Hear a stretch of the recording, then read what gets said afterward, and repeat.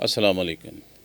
जून 2022 बारिशें बहुत हुई और चूँकि आम तौर पे हमारे मुल्क में जून में बारिशें कुछ ज़्यादा नहीं होती, चंद एक बारिशें होती हैं और वो भी मामूल के मुताबिक होती हैं। तो इस साल काफ़ी बारिशें हुई और उसकी वजह से इतना बड़ा सैलाब आया, और वो भी ऐसे इलाकों में आया जहाँ पहले कभी सैलाब नहीं आया करता था। तो इसमें जनूबी पंजाब के कुछ इलाके जैसे में राजनपुर, डेरा गाजी खां और रहीम यार खां वगैरह शामिल हैं, और सिंध के बहुत सारे अज़ला और बलूचिस्तान के कुछ अज़ला इनमें, और ख़ास तौर फिर चित्राल में, गिलगित बल्तिस्तान में, इन इलाकों में बारिशें हद से ज़्यादा हुई और एक अंदाज़े के मुताबिक 5-6 गुना ज़्यादा बारिशें हुई। जैसे वैसे 5-6-100% जिन्हें हम कह सकते हैं, या 5-6 गुना ज़्यादा बारिशें हुई। और ये तकरीबन हमारे यहाँ आम तौर पे बरसात में जो है ना, जुलाई अगस्त में बारिशें होती हैं, उस वक्त ये होता है कि एक टेम्पो बन जाता है। उससे पहले जून में, मई में कुछ बारिशें हुई तो पानी निकलने के रास्ते जो हैं वो खुल जाते हैं। उसके बाद ये जितनी मर्ज़ी बारिशें हों फिर काम चल जाता है। तो हर साल तकरीबन ऐसे ही होता है, लेकिन ये कि इस साल अचानक इस अंदाज से बारिशें आई कि कोई तसव्वुर नहीं कर सकता था कि अभी ये होंगी। तो इन बारिशों की वजह से बेशुमार लोग मुतासर हुए। एक अंदाजे के मुताबिक 3 करोड़ 30 लाख लोग मुतासर हुए, शदीद मुतासर हुए। वैसे तो बारिशें ज़्यादा हों तो कोई भी मुतासर हो सकता है, लेकिन ये इतनी बड़ी तादाद थी कि पाकिस्तान की आबादी का एक बहुत बड़ा हिस्सा जो है इससे मुतासर हुआ। और किस हद तक मुतासर हुआ कि इसमें तकरीबन जो नुकसानात हुए, फसलों के नुकसानात हुए, जो सड़कों के नुकसानात हुए, जो पुलों के हुए, जो और माली मामलात के नुकसान हुए, वो तकरीबन उसका एस्टीमेट $15 अरब लगाया गया। और बाद में पाकिस्तान की हुकूमत ने बहुत सारे जो हैं दूसरे ममालिक से अपील की कि हमारी मदद की जाए। हमें बहुत ज़रा अक़वाम मुत्तहिदा के सेक्रेटरी जनरल आए, उन्हें दौरा करवाया गया, जहाज़ में बिठाकर दिखाया गया, तो सैकड़ों मीलों तक पानी पानी खड़ा था, ऐसे जैसे पाकिस्तान पूरा झील की शक्ल इख्तियार कर गया। तो इसके बावजूद कि सारी दुनिया को अपीलें गई पाकिस्तान की कि हमारा जो 1/3 मुल्क है यूँ समझे पानी में डूबा हुआ है, और डूबा इतना भी नहीं कि चंद दिन के लिए, जैसे ये आजकल शहरों में बारिश होती है तो दूसरे दिन तीसरे दिन पानी निकल जाता है। नहीं नहीं, ऐसी नहीं।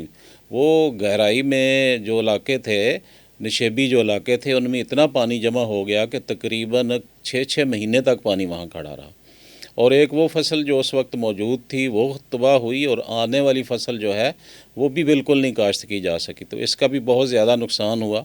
तो वैसे जो दूसरे नुकसानात है उसमें 20 लाख घर मुकम्मल तौर पे तबाह हो गए। 439 पुल जो सड़कों पे बने हुए थे, सड़कों पर, ये नालों के ऊपर, नहरों के ऊपर, वो तबाह हुए। 13,000 किलोमीटर सड़कें मुकम्मल तौर पे ख़त्म हो गई। और ज़ाहिर है कि एक सड़क की एक ख़ास लिमिट होती है, ऊपर वाला हिस्सा जो बजरी और लुक वाला होता है वो निकल जाए तो नीचे से पत्थर इधर उधर हो जाते हैं। तो ये 13,000 किलोमीटर सड़कें तबाह हुई। 12 लाख मवेशी, जिसमें गाय, भैंस, बकरियां ये थी, वो मर गए। 9 लाख के करीब मकान जो है मुकम्मल तौर पे तबाह हो गए। और तकरीबन ये एस्टीमेट एक लगाया जाता है कि $15 अरब का नुकसान था। इसमें कुछ डैम भी तबाह हुए जो छोटे बलूचिस्तान में बनाए गए हैं, और कहते हैं कि जो ये दासू डैम बन रहा था इसका भी बड़ा हिस्सा जो है, काफ़ी सारा हिस्सा जो है, बाद में उस रिपोर्ट को दबा लिया गया, तो काफ़ी सारा इसका हिस्सा जो है वो भी सैलाब की वजह से बह गया।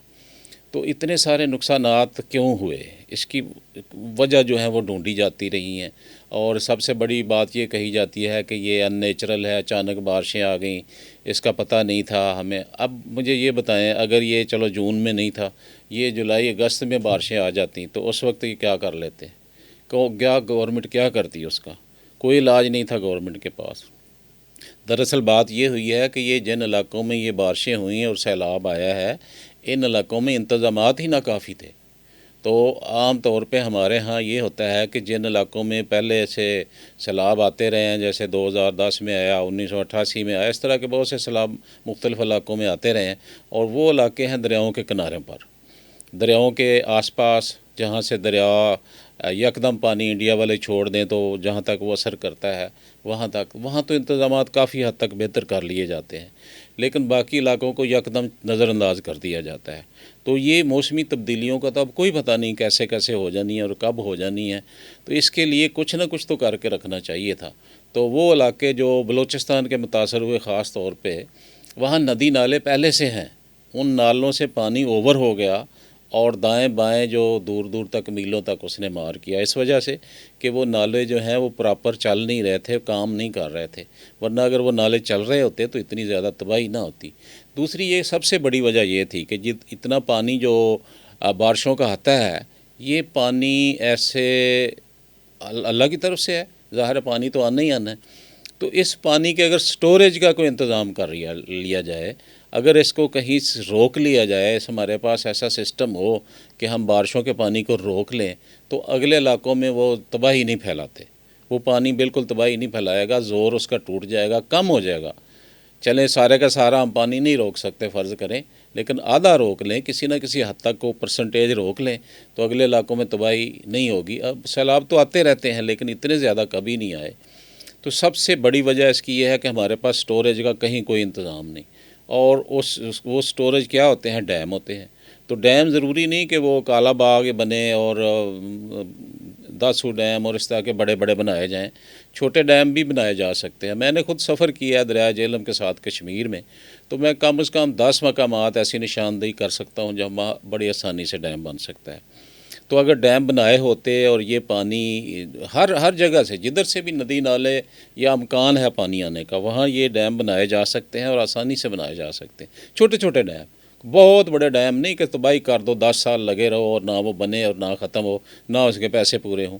چھوٹے چھوٹے ڈیم بنایا جائیں اور پانی کو روک کے اکٹھا کیا جائے، تو اس طرح کے سیلاب کی تباہ کاریاں جو 15 ارب ڈالر ہمارا نقصان ہوا، اور مختلف ملکوں نے وعدے کیے کہ ہم مدد کریں گے آپ کی، اقوام متحدہ نے بھی 10 ارب ڈالر کے وعدے ہوئے، تو 2-3 ارب ڈالر سے زیادہ نہیں ملے۔ یہ تو کچھ بھی نہیں ہے، اس سے تو وہاں کوئی کام نہیں ہو سکے۔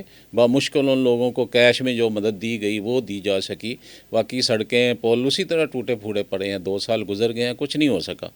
تو اس کے لیے پہلے سے پیش بندی کرنا بہت ضروری ہے۔ اس طرح سو کے اور آنکھیں بند کر کے کبوتر کی طرح آنکھیں بند کر لیں تو ٹائم نہیں گزرتا، پھر اسی طرح کی آفتیں آتی ہیں۔